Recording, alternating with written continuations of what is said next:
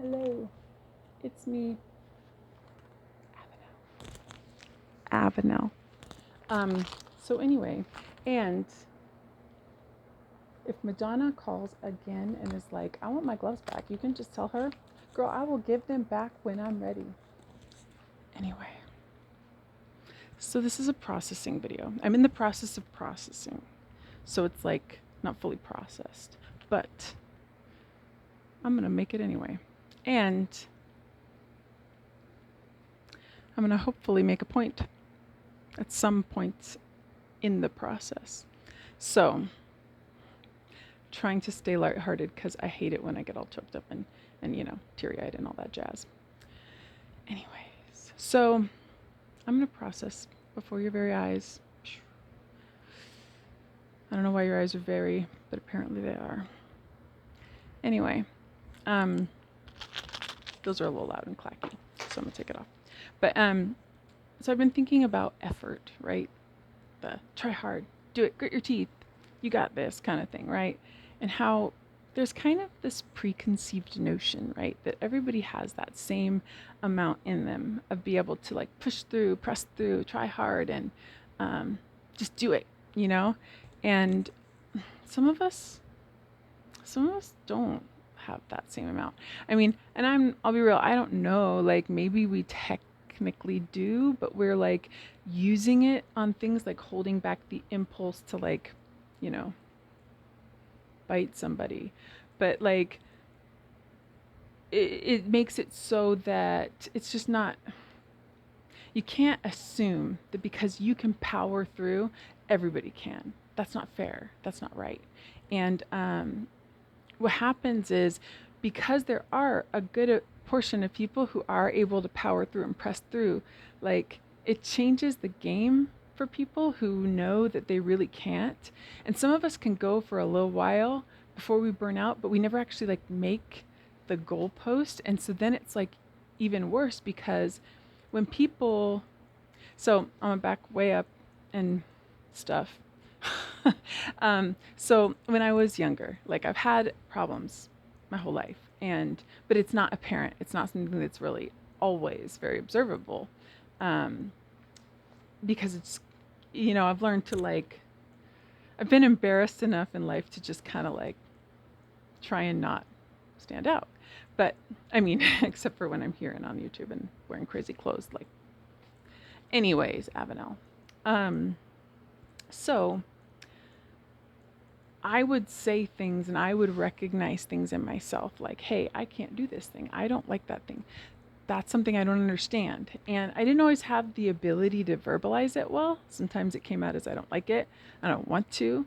Or I don't know how, and a lot of times people will package that.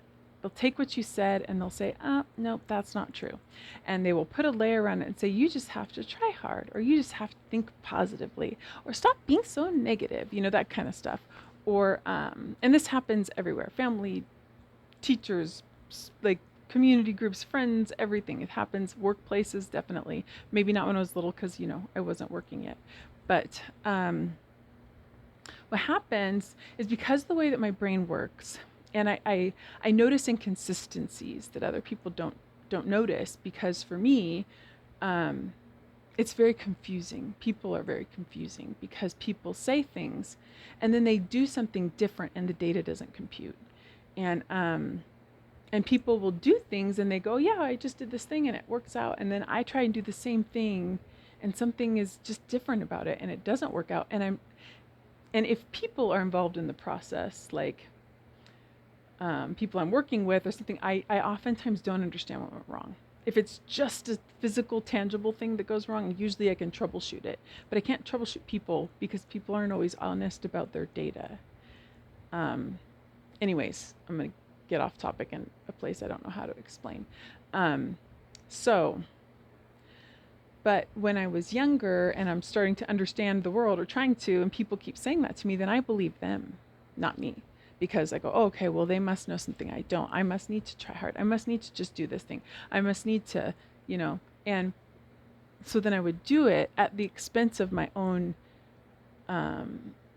my own mental health and ability, like, because that focus, that it's willpower, that grit to do things has a lot of jobs. It takes care of a lot of things in our minds, like, helping us be responsible with our choices of what we eat, what we do, what we say. It helps keep back negative thoughts and helps us be able to just think clearly and do things that are hard. And, it just, and focus. For me, focus is the one that it steals a lot. I have a hard time with focus. But so for me to be able to, so I would say I can't do this thing, right? And then I'm told I can, and then I do it, and I burn myself out and I steal from other parts of my life, and it still fails. And then the real response should have been, which I didn't know at the time, to say, no, I knew that there was something wrong here, and this is not how I can do this. I can't do this thing, or I can't do it this way. But instead, what I do is say, I failed. Why am I bad at this? And then I will see, and then people sometimes will, the consequences of our actions when we fail are usually pretty obvious. But for some reason, the world likes to kind of push those on us as saying these are the consequences, and so you've got to try harder. And so then we keep getting back up and running in this, like, I guess, I don't know if it's the best metaphor, but like running in a race we don't have the ability to run. Like, everybody else has these super high powered shoes, and I'm like, I'm supposed to do it on stilts, like it's just different for me. And actually, I like that metaphor. I can go with that metaphor. So as I've gone on, I like, it's taken a long time to get over the guilt, the shame, and feeling like I'm useless or stupid or whatever, and to be able to say, no, I need to trust myself.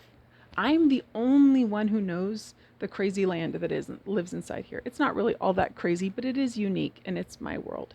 But other people don't have my data, and so they don't quite understand what I'm capable of.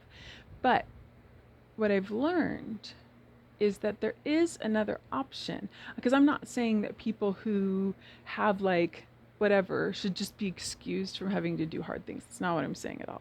I'm saying that the system, especially like with the way the education system is, I'm sorry, y'all, like it's rough for people like me, like really rough. People like me need help cultivating at a young age to trust our own intuitions and to draw it out of us, because our answers are in here. We will figure things out. We will make connections. We will learn. We just don't learn the same way as everybody else. And I think there's more people out there like me than people realize, because we are pretty good at blending in for as long as possible.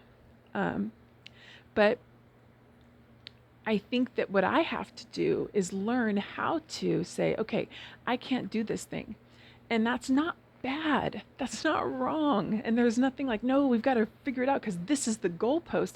Nobody knows my goalpost. We don't all have the same goalpost in life. We don't all have the same things that make us happy, or the thing, we're all different, and we're all unique, and we're all beautiful. And I think I have to learn to trust my own intuition and say, okay, I can't do this thing. So what do I need to do to get either the same thing accomplished, or what is my version of this, or where should I be putting this energy in? And I need to figure it out, because maybe I cannot win that race because I'm on stilts, but maybe I'm on stilts for a reason, because I'm supposed to be doing something else that's up higher. Or I'm supposed to be doing, and I'm not saying like higher level, like I'm just saying physically up higher. That's all I'm saying. It's just different. I'm not trying to say one's better than the other. But I just think that we are taught to instead everybody try and act like the people who are winning this race. And we keep being kind of forced into this mold and pushed into this. And like I said, I can't is not a bad word. I can't should be something that we say, oh, okay. So I wonder why. Like, what is it that's the hard thing that help people troubleshoot themselves? Because we should be troubleshooting ourselves. And sometimes we don't even start troubleshooting until we're way older because we just get used to trying to push through and we kind of like, you know, cope by escaping and I don't know, drinking, watching TV, whatever our escape is for years and years and years. And then suddenly, because we're kind of going, oh, maybe once I get there, once I get to the goalpost, and then you get close to the goalpost, or some people pass it, and then you go, oh, why did I want to get here again? And so I think that it's like learning earlier on to recognize when I'm evaluating, that's a goal I can't reach. I need a different goal. And learning to find what is my goal and not discounting things because they seem like they're crazy or going to be unsuccessful or whatever it is. But that intuitive part of us needs to be cultivated. Because for me, as I said, with the willpower and all that, the focus, all those things, I really don't have the same amount as other people. And so I can't make the same kind of detailed cognitive decisions that some people make where they're really evaluating all of these things. I can't filter down my data very well. And so I take what people hand me, like prepackaged, like this is how you do it, but it doesn't work for me because there's a lot of things that are involved in that it seems to me, my best guess is some people intuitively know things about that process that I don't know. And so they don't even think to put them in there. And so it fails for me. But I think that's why some of us are given, those of us who are on stilts, or I don't know, there's probably people that are like not on stilts, but are like just metaphorically, like, I don't know, dragging a boulder or something. I don't know, like everybody's got their stuff, right? But for people like me, my intuition is somehow linked. I mean, I'm not talking about, I haven't studied brain science. I'm talking about how it feels, y'all. My intuition and my creativity seem to be linked. And I can creatively find resolutions sometimes by just kind of, I call it finagling it, or like figuring it out, or MacGyvering it. I really like MacGyver. Just to try and like make it work a different way. But learning intuitively is a process and it takes a long time. But I think it's for some of us that's how we learn. And for me, for a long time I could try to a certain extent. I could never quite get over the hump. I could never quite get across the goal, and so I kept failing and failing and failing and failing. And so understanding that there was something different about me, stopping and kind of taking that time, not because I'm like, I'm going to decide to, but because I just couldn't anymore. I ran out of it, whatever it is. And evaluating that, like, my equation's different. And it's not like, it's like if you realize that you're being told you can do something